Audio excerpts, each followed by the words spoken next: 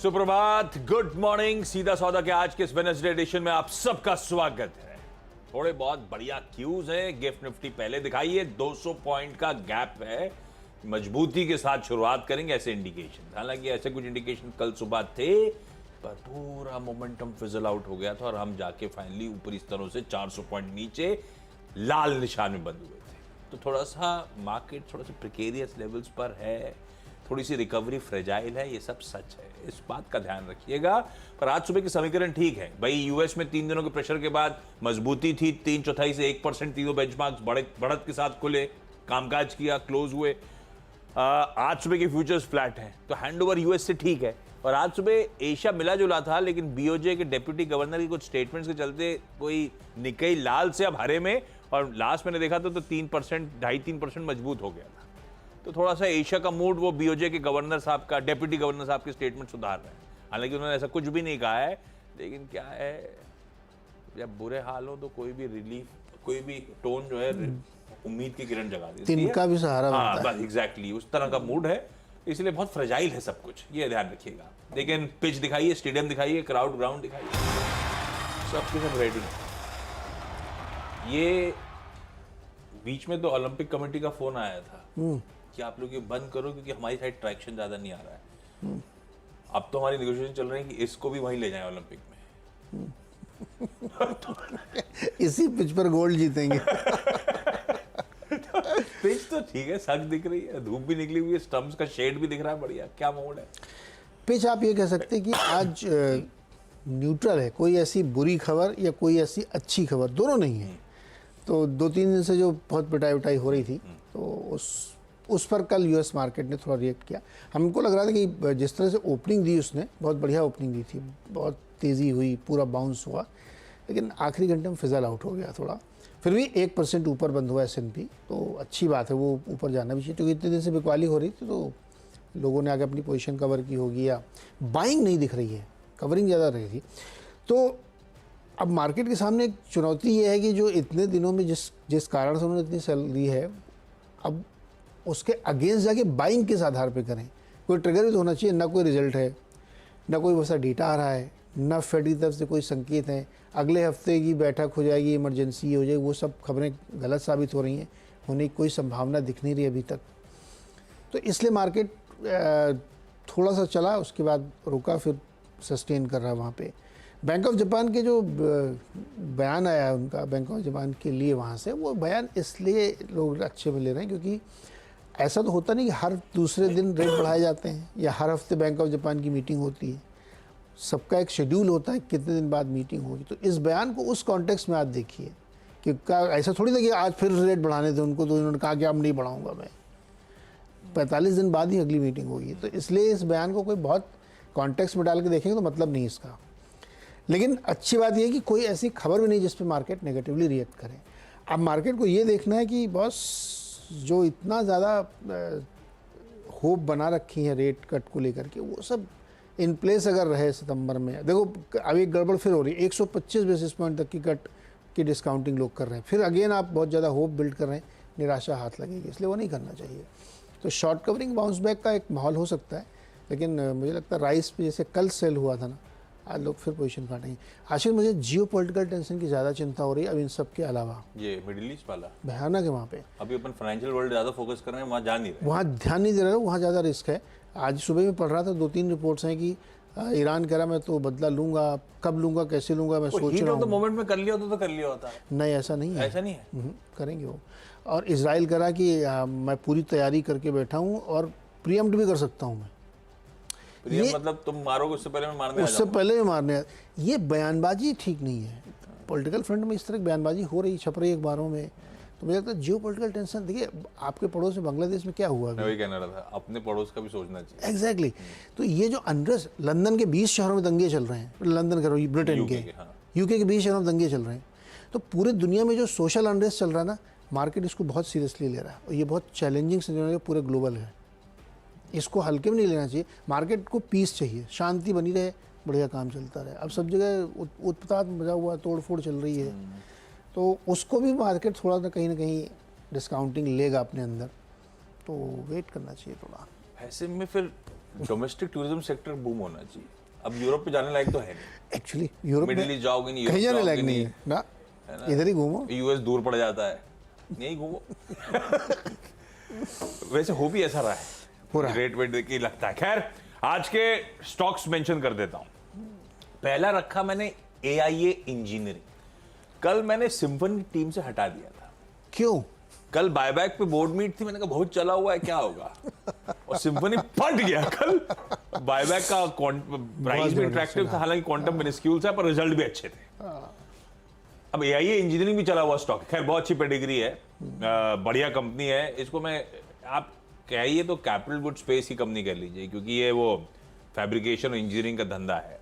High chromium wear resistant parts बनाती है cement mining वगैरह के लिए, कंपनी अच्छी है। आज बायबैक पे इसकी भी बोर्ड मीट है, पर अब पता नहीं ना बायबैक का आउटकम क्या होगा, पर मैंने छोड़ते नहीं है, मेंशन तो कर ही देते हैं टॉप 10 में, मेरे टॉप 10 में होना चाहिए। तो यही इंजीनियरिंग पहला स्टॉक है, रडार पे रखेंगे अपन बायबैक से पहले।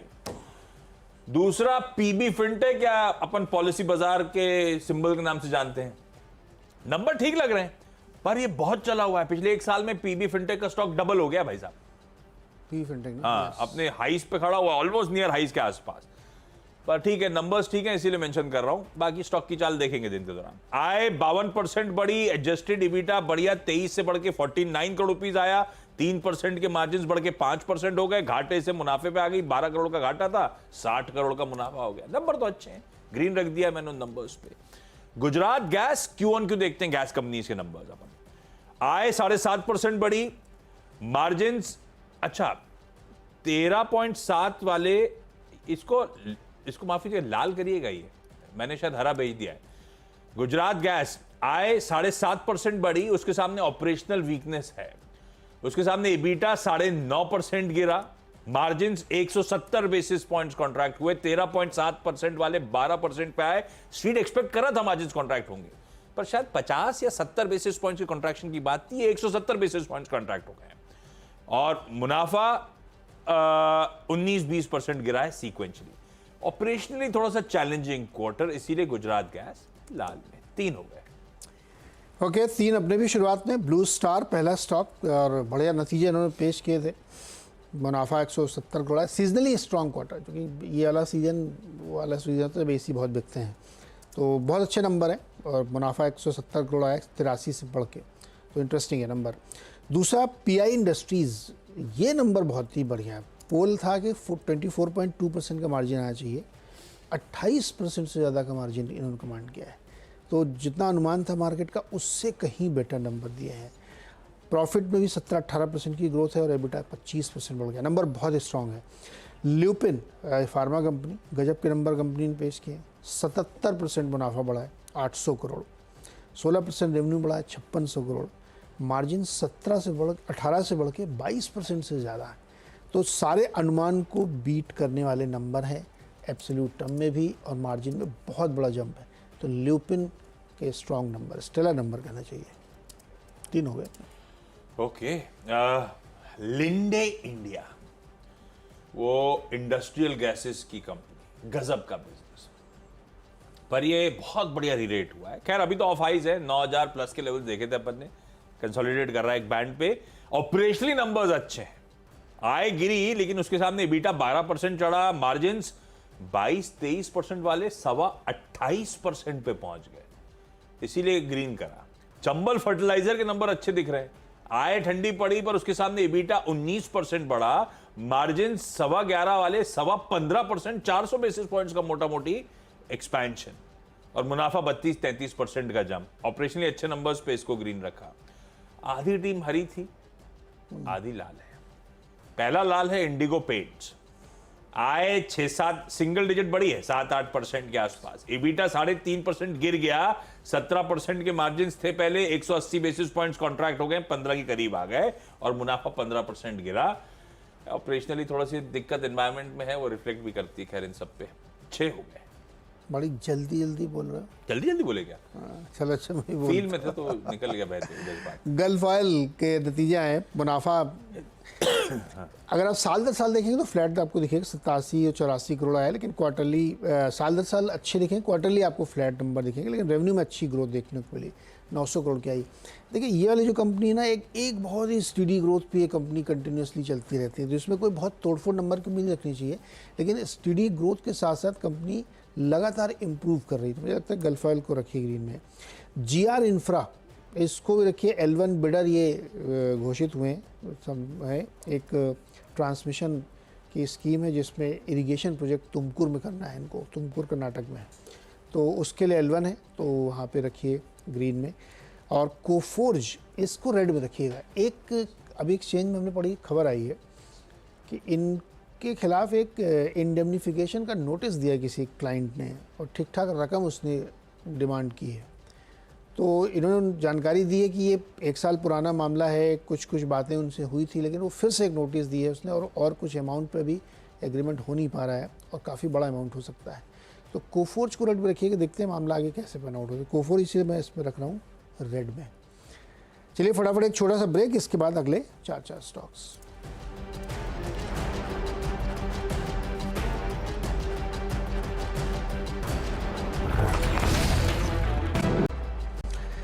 स्वागत है एक बार फिर से आपका। और अब अगले जो 4 स्टॉक्स हैं उसमें 7वां स्टॉक है सुजलॉन। सुजलॉन ने एक कंपनी खरीदी है, उसमें मतलब मेजॉरिटी स्टॉक ले लिया है काफ़ी।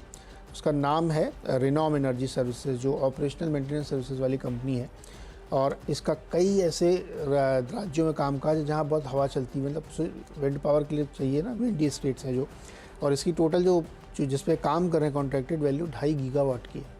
तो अच्छी डील इनको मिल गई, इसलिए मॉर्गन स्टैनली इस पर बुलिश है, और उन्होंने ओवरवेट कॉल देते हुए टारगेट दिया 73 रुपये 40 पैसे का। PFC में ध्यान रखिएगा, नतीजे हैं, अच्छे नतीजे हैं, बिजनेस अपडेट भी दिया है अपना। बर्नस्टीन ने इस पर एक रिपोर्ट भी दी है 620 के टारगेट के साथ, 474 चल रहा है, काफ़ी ऊँचे टारगेट उन्होंने दिया है। 9th स्टॉक है TVS मोटर्स का। जेफरीज की रिपोर्ट है, 3000 रुपये की बाई कॉल है, टारगेट उन्होंने दिया है, और उनका मानना है कि नतीजे जो हैं ठीक है, 26 से 31% पैट ग्रो रिकरिंग में न्यू हाइस की तरफ बढ़ रहा है। 10वां स्टॉक है फोर्टिस हेल्थ। इसमें एक ही चीज़ पर नज़र गई है, मार्जिन 18.4% है, 16.4 से बढ़ के 2% का मार्जिन इंप्रूवमेंट है। मुनाफा 40% बढ़ा है, रेवेन्यू 12% बढ़ा है, एबिटा 26% बढ़ा है। नंबर अच्छे हैं यहाँ पे इसके, 10 हो गए। ओके, एक लाल ले लिया था इंडिगो पेंट्स, बचे हुए 4 लाल अब बचे हैं। बाटा इंडिया, ये मामला गड़बड़ाया हुआ है। तो भाई बोलते हैं कंजम्पशन ड्रिवन स्टॉक, सबको अच्छा होता है, इनके चप्पल जूते पता नहीं क्या गड़बड़ा रहा है मामला। बाटा इंडिया आय 1.5% गिर गई, इबीटा 23% गिर गया, जबकि बाटा के स्टोर भरे रहते हैं। अब तो रिनो भी किया नए बनाए अच्छे स्टोर, जहां भी देखता हूं मैं भरे रहते हैं। मार्जिन 25% वाले 19.5% पे आ गए, 550 बेसिस पॉइंट उड़ गए। तो नंबर्स तो खराब है बाटा के। ग्लैंड फार्मा के नंबर्स खराब है ऐसे ही, आय 16% बढ़ी, इबीटा 10% गिर गया, 24% के मार्जिन इनके भी 19% पे आ गए, 500 बेसिस पॉइंट उड़ गए, और मुनाफा 26% गिर गया। IIFL फाइनेंस के नंबर्स खराब दिख रहे हैं, हालांकि साल दर साल स्क्रीन पे Q1Q अगर देखेंगे तो NII 13% गिरा, घाटा बढ़ गया है 22-22.5 करोड़ रुपए का। लास्ट साल इसी क्वार्टर तो 151 करोड़ रुपए के आसपास का मुनाफा क्लॉक करते थे। यार दिक्कतें हैं चल रही सब पे।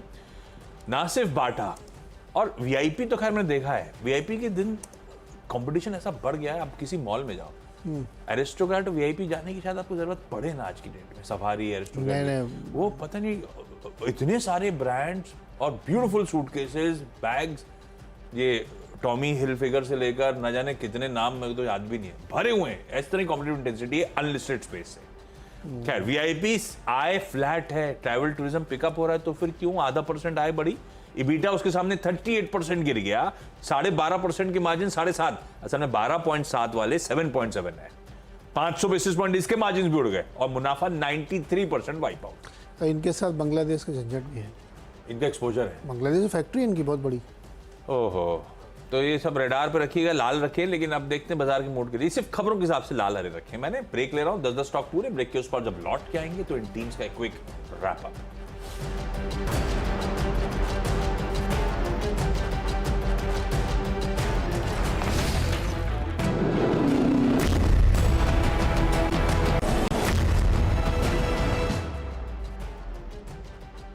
ब्रेक ब्रेक के बाद आपका स्वागत है। क्विकली मेरी 10 की सीधा सौदा की टीम आपकी स्क्रीन पर आएगी। खबरों की वजह से लाल हरे हैं भाई। बोर्ड मीट आज है बायबैक पे एआईए की, और फिर क्वार्टरली परफॉर्मेंसेस जो डिसेंट लग रहे थे पीबी फिनटेक, लिंडे और चंबल हरा कर दिया।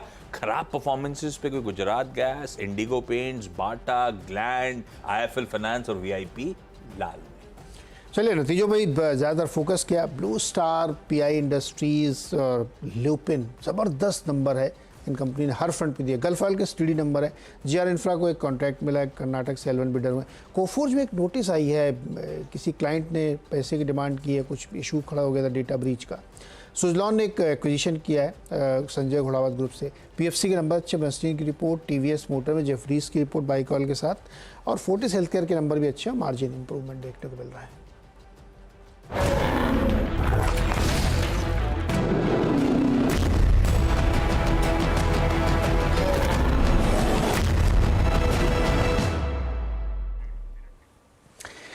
चलिए मुनाफे की तैयारी की ओर बढ़ते हैं, और आज इम्पॉर्टेंट डे है क्योंकि दुनिया भर में थोड़ी शांति है आज, बहुत ज़्यादा कुछ तूफानी नहीं है। लेकिन क्या रुख रहा यूएस मार्केट का, और अब एशियन मार्केट किस तरह से बिहेव करें, और उसमें आपको कैसे ट्रेड लेना चाहिए, इन सब पे खास तौर पे चर्चा होगी। अनुज, गुड मॉर्निंग, क्या मूड लग रहा है आज का? बिल्कुल जी, गुड मॉर्निंग। वेल, मैं कल के मूड की बात करूं उससे पहले मैं आज थोड़ा सा ओलंपिक्स की बात करूंगा। कल का क्लोजिंग शो में हमने बात की थी कि भारत के लिए शायद कल का दिन सबसे बड़ा दिन था। मैं एक चीज़ दावे के साथ कह सकता हूं, मैं इतने सालों से मतलब स्पोर्ट्स ट्रैक कर रहा हूं, अब तक शायद जो नीरज चोपड़ा ने जो पिछले ओलंपिक्स में किया था उसको मैं नंबर 1 मानता था, अभी भी शायद वो नंबर 1 पर ही है। लेकिन जो कल विनेश फोगाट ने किया, ट्रस्ट मी, ये इतिहास में जाएगा। जिस तरीके से कल विनेश फोगाट ने जो परफॉर्मेंस दी, और ख़ास तौर से जो उनका सबसे पहला मैच था ना, उनका सबसे पहला मैच जिस प्लेयर के साथ था, जापानीज वर्ल्ड नंबर 1, आपको पता है कल के मैच से पहले उनका 82-0 का ट्रैक रिकॉर्ड था। वो एक भी मैच नहीं हारी थी अपनी ज़िंदगी में। Reigning Olympic gold medallist, reigning world number 1, इस पूरे ओलंपिक्स में, पिछले पूरे ओलंपिक में जो उन्होंने गोल्ड जीता था उसमें उन्होंने एक पॉइंट भी नहीं दिया था। फॉरगेट अबाउट मैच हारना, एक पॉइंट भी नहीं दिया था। ऐसे प्लेयर के साथ फर्स्ट राउंड का मैच था उनका, और उसमें उन्होंने मैच के ख़त्म होने से 2 सेकंड पहले तक वो पीछे थी, और लास्ट के 2 सेकंड में उन्होंने पॉइंट लिए और वो जीती। और उसके बाद अगले 2 मैचों में उन्होंने कंप्लीट डोमिनेंस दिखाई, क्योंकि वो कॉन्फिडेंस आ गया कि अगर मैं वर्ल्ड नंबर 1 को हरा सकती हूँ तो फिर मैं किसी को भी हरा सकती हूँ। मेरा ये मानना है कि विनेश गोल्ड जीतेंगी। मतलब ये वो गोल्ड के लिए जा रही हैं। वैसे भी हरियाणा की छोरी है तो वो तो गोल्ड के लिए जाते हैं, मतलब हरियाणा वाले सिल्वर विल्वर पे ध्यान नहीं देते इतना। तो वो काफ़ी इंटरेस्टिंग था। नीरज चोपड़ा ऑब्वियसली सिर्फ एक थ्रो मारा, उसी में उन्होंने क्वालिफाई कर लिया, और वो भी नंबर 1 पे क्वालिफाई किया। आई थिंक वो भी सब कुछ ठीक रहा तो गोल्ड जीतना चाहिए। मैं ये उम्मीद करूँगा कि 2 गोल्ड, पिछली बार 1 जीता था, इस बार 2 गोल्ड आ जाएं। और फ्रैंकली कल हॉकी में हमारी टीम बहुत अच्छा खेली। बहुत टाइम के बाद लग रहा था कि वाकई में हमारी टीम उस हिसाब से खेल रही है जिस हिसाब से हम जाने जाते थे। बस एक ही तकलीफ है, हम ये बात हमेशा कहते हैं कि चलिए बहुत अच्छा खेले, वेल डन एंड ऑल, लेकिन जो क्रूशल मोमेंट्स होते हैं ना, वहाँ पर हम पता नहीं क्यों थोड़ा सा पीछे जाते हैं। कल हम जर्मनी से बहुत आगे थे टीम में, लेकिन जर्मनी को 3 चांसेस मिले, तीनों में उन्होंने गोल कर दिया। मैंने पूरा मैच देखा कल, बाई चांस मेरा मन था देखने का। सेकंड हाफ जो उन्होंने खेला इंडिया वाले, थोड़ा तो उसमें वही है, लेकिन मैं क्या है ना, थोड़ा बिग मैच का प्रेशर आ जाता है हमारे ऊपर, वो बस है। वरना उनको 3 चांसेस मिले, तीनों में गोल किया। हमको इतने सारे चांसेस मिले, इवन लास्ट सेकंड पे भी एक चांस मिला था, अगर वो इक्वलाइज हो जाता तो फिर वो शूट आउट में जाते। तो खैर कल